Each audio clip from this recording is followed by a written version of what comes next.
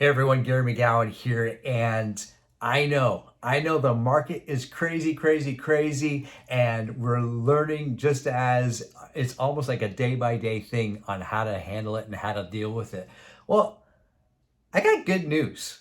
We spent an hour and a half yesterday with our ALC masterminding and talking about things that are going on in their business, and we all came to that conclusion that we we just went through this type of market, this crazy market where there's multiple offers on all of your listings, and it was only just a few years ago, back in 2016, 2017, we went through this same type of market where there was a lack of inventory, the demand was incredibly high, and the supply was down here. So we started talking about that, and we started talking and remembering about the things that we did back then in order to protect your sellers. And this conversation is going to be all about protecting your sellers when it comes to multiple offers. And next week we'll put out another video on how to protect your buyers and get that offer to the top, as it were, of the list. But today's video is all about protecting your buyers, and we had some fantastic conversation around that with our ALC, and we came up with maybe 5 or 6 different ideas or questions or ways that you can protect your sellers. And these are all things that we did in the past. And it was Paul Ireland that reminded us, one of the things that he remembers is Marvin at one of our team meetings saying some of these things. And I'm going to go through the list here that we came up with. So the first thing that you can do when you are representing the seller and you're at offer night and multiple offers are coming in, the first thing that you can do is ask the agent, tell me about your buyers, and almost just leave it blank. Like, just stop. Tell me about your buyers. And there's many agents, they want to do the best that they can for their buyers. So they're going to tell you all sorts of different things, where they're coming from, what they're doing, everything around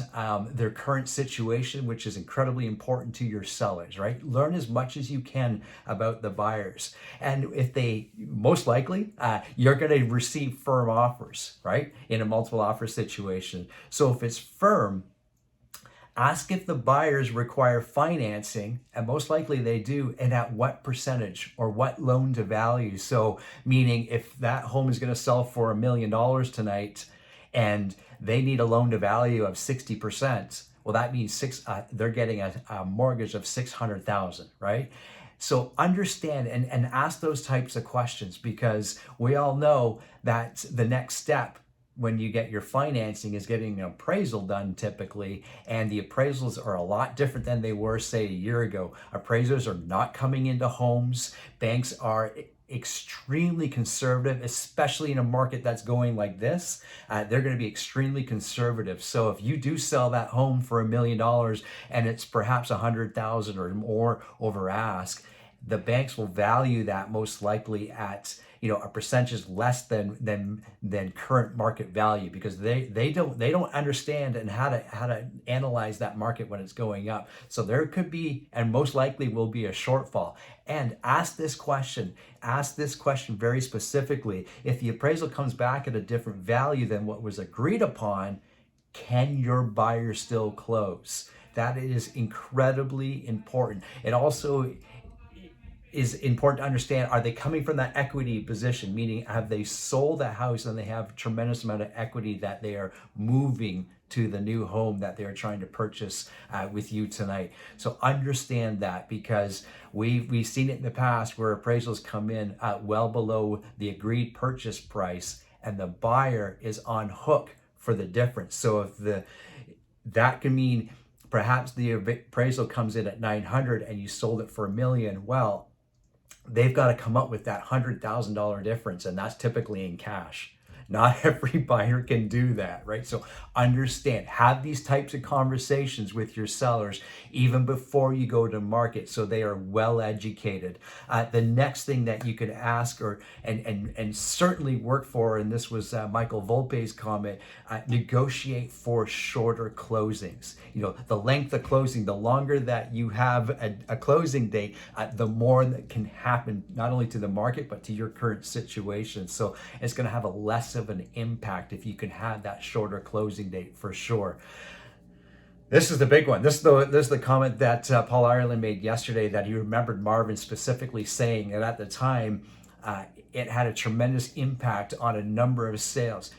Negotiate for larger deposits. The more deposit that you can get, the more that they are going to be tied to that property, and certainly show you the fact that they have the means to close on your home that you have listed there. So larger deposits is a huge one, and you're in the driver's seat. You've got multiple offers, so use that. And it's not always about purchase price when it comes to looking at multiple offers, right? There's many different moving parts, and understanding how that client or how that buyer is going to be able to close is incredibly important. This question, or the next question, or the comment, kind of ties back into the first. Tell me about your clients. Do the buyers need to sell a home? And that's important to you, because if they do, you want to know where, what it's like. Perhaps you want them to send you some comps and a CMA. At that point, I would do my own research as well to make sure that they are valuing their home at where they say it needs to be, and so forth. But understanding that that the markets are always moving, and understanding that the buyers themselves, perhaps they don't need to sell that home in order to purchase this one. We've been in enough situations where that can happen. However, there's other situations where I can't close if my current house doesn't close, right? So making sure you get enough information from the buyers is incredibly important. And there's many other situations where perhaps they don't need to sell their house. They could be first-time home buyers, what have you. It could be many different things, but get as much information from that buyer's agent as you possibly can. And the other thing that you can do, and this was Christine's comment, and it was also Vincent's comment: search Geo Warehouse.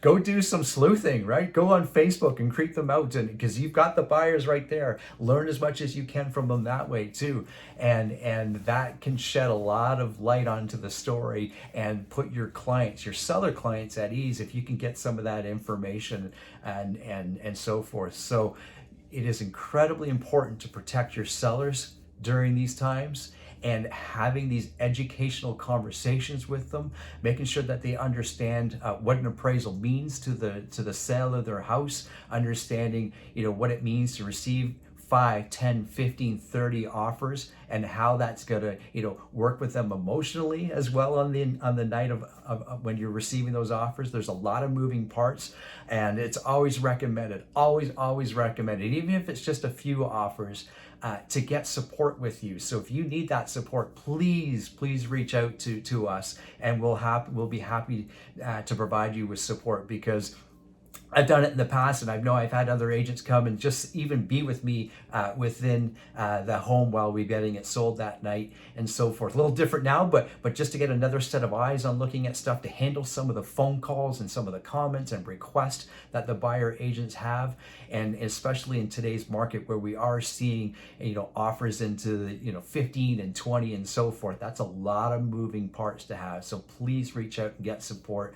Learn as much as you possibly can about the buyers, so when you are making those decisions, you can make those decisions and allow your sellers to have as much information as possible. Remember, it's not, as I said, not always about the value or the final dollar amount. It's more importantly, can they close on that home? That's important. So I'd love to see some more additional comments below. Add your 2 cents. I know there's lots of other ways to protect your sellers as well, and we're doing our best here to manage everything and provide the insight to you.